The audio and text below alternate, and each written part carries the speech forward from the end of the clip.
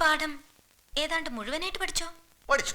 ഈ പാഠം അടുപ്പത്തിട്ട് വേവിച്ച് പിള്ളേർക്ക് കൊടുത്താ അവരുടെ വിശപ്പ് മാറുമോ? You are too materialistic.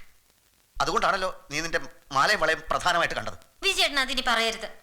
ഇല്ല ഇല്ല, നമുക്ക് വേറെ എന്തെങ്കിലും വിഷയങ്ങൾ സംസാരിക്കാം. ഉവ്വ്, വേറെ പ്രധാനപ്പെട്ട വിഷയങ്ങൾ കുറേ ഉണ്ട്.